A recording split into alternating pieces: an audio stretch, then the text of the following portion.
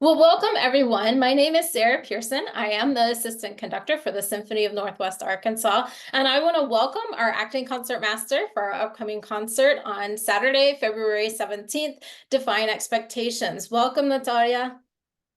Hi, Sarah. Thank you so much for having me over with your interview. I was watching your previous ones, and I'm excited to be part of that. Thank you. Oh, you're so welcome. We're so excited to have you. We normally would have Winona Fifield, who is our concertmaster, but on this concert, because she is performing the violin concerto, she actually will not be the concertmaster because she needs to focus on her solo. So Natalia is doing that for us. So we're so excited. So Natalia, we would love to get to know you just a little bit more, if that's okay, before we talk about the music. Yes, totally. All right, so what first got you into playing the violin? How did you get started? That's a great question. As much as I can remember, I think I was 6 years old when my mom brought me to the music school. So where I'm from Russia, St. Petersburg, and we do have musical schools. I think it's close enough to like Juilliard pre-college, I think. Yeah. But so another building with all the kind of different instruments and teachers there.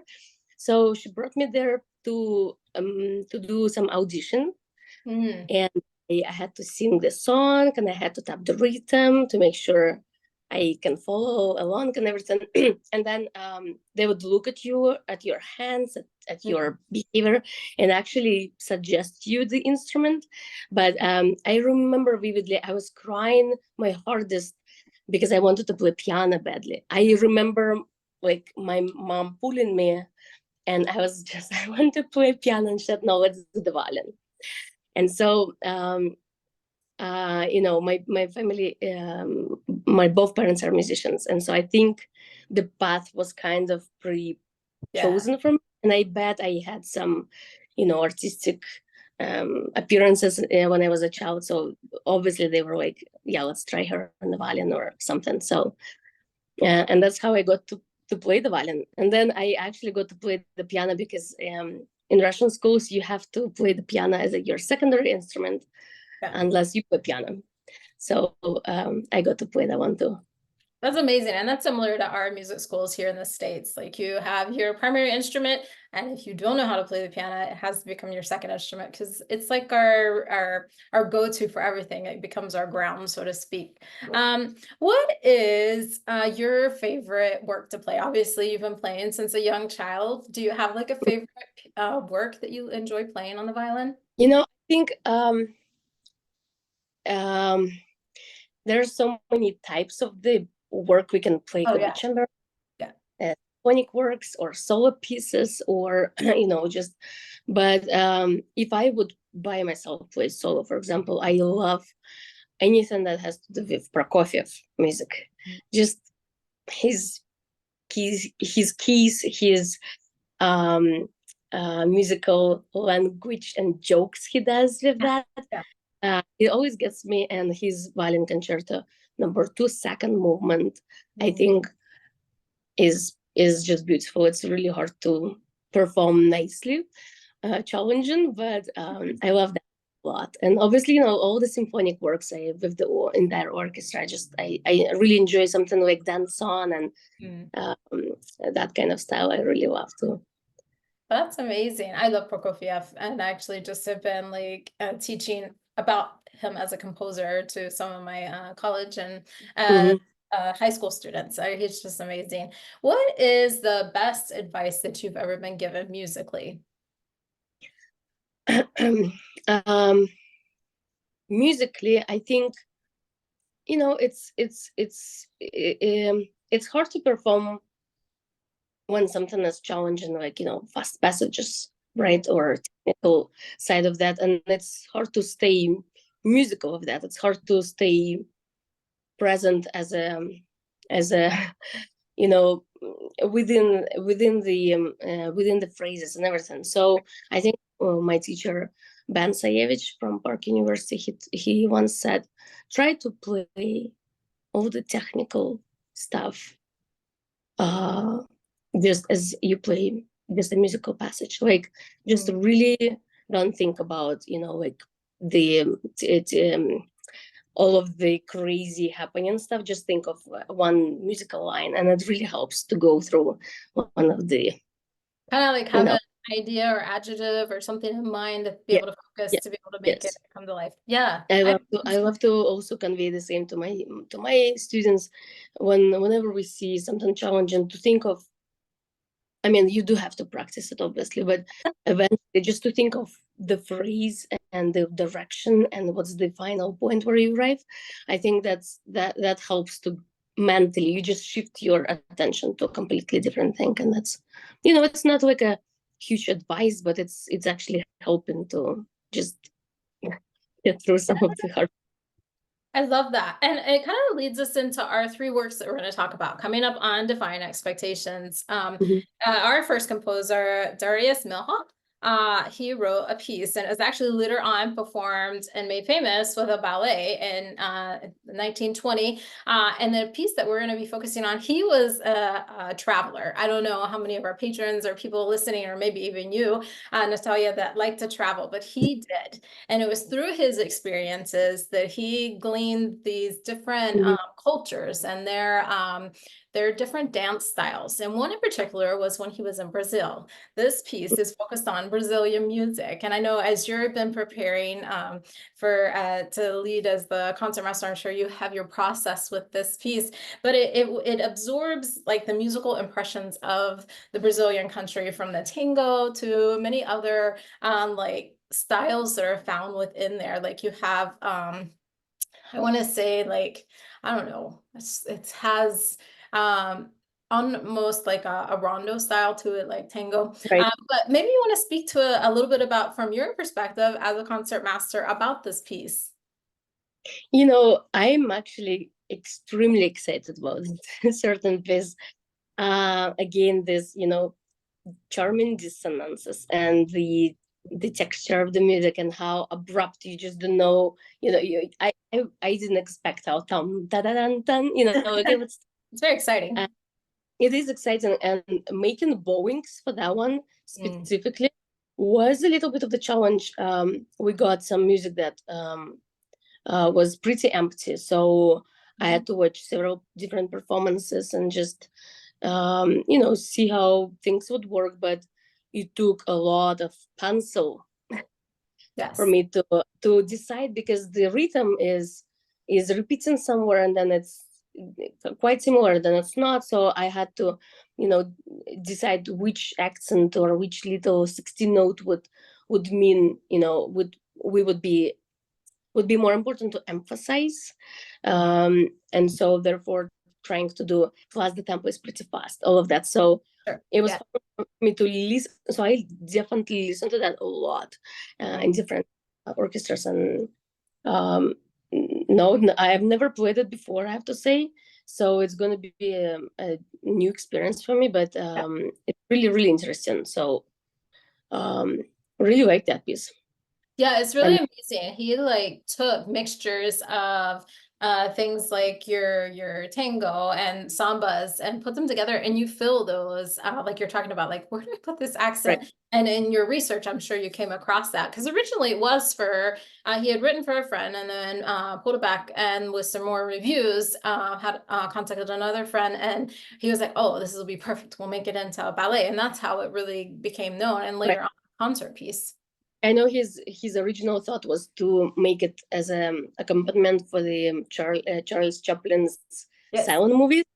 Yes. And I mean, Film. you can completely see, comic sides of that, and just some dramatic motions and like over dramatic, you know, um, uh, gestures. But also we do have a lot of changes as the rhythm is, as all the Latin music is challenging for us all to count and to play, and it's different from what classical music used to be. So it's gonna be very interesting.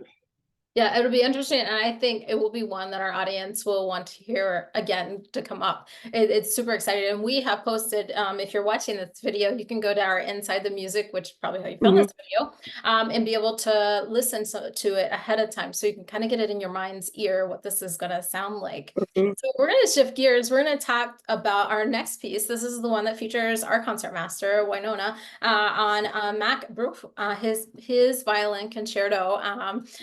And this is this one, and you as a violinist, Natalia, I know will be able to speak much to this because this is one in the standard repertoire for a violinist. I was super excited about this. The romantic period at it through and through. Like he was uh, if you we talk about people being nationalism, like that's where they focus. He did not want to go to the direction of more contemporary writing. He really mhm. wanted to stay in the lyricism and the romanticism and the emotion of the music. So maybe you could speak just a little bit about this concerto.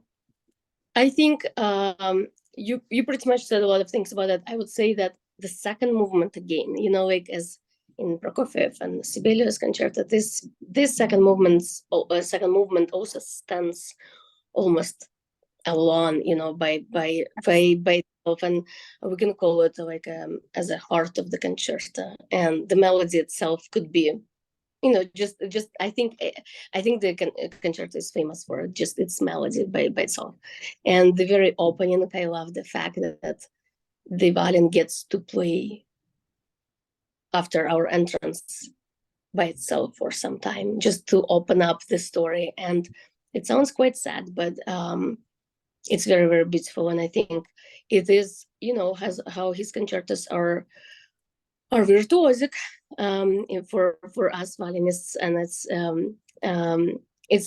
very, very famous, but it's virtuosic, so it's challenging to play as well. And I'm particularly excited to hear Winona finally play. We have a busy schedule, and it's rare where we do play together within even the orchestra. So whenever we do, I really enjoy that opportunity. But this time, I actually get to accompany her and actually hear violin and voice, and I'm very excited for her appearance, and I think the audience is gonna appreciate her. I'm not sure if she has played before with the SoNA, maybe in the past 10, I don't know, 12 maybe years, Yeah. um, because I only joined about 9 or 10 years ago. Yes. I don't, at least I don't remember her being solo, at least when I was there. So I think this is something that is going to be very beautiful, and I'm really looking forward to that. I do too. I think it's special. I think it's even more unique, and this will kind of transition us into talking about our final piece, is that we not only have a female acting concertmaster, and then our concertmaster is a female performing this concerto. But then on our final work for the evening, we are performing a piece, Louise Farrenc, Symphony Number 3. She was a composer born 1804, during the time and the height of coming out from Mozart and Haydn and then to Beethoven. So she came into the powerhouse of classical music. And then for her work to just kind of have like a revival, the Women's Philharmonic out of LA has kind of brought it back out, and it's just so exciting that we at SoNA are getting to play it.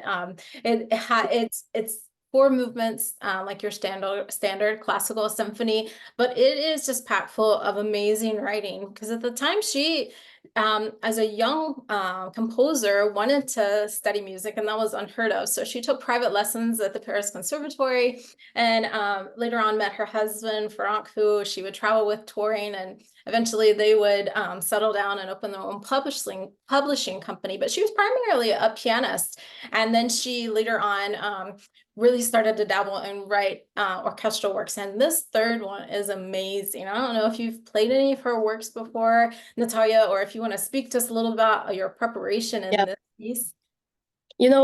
actually, the fact that her husband was, they were able to open the publishing house helped her Yeah, it to did.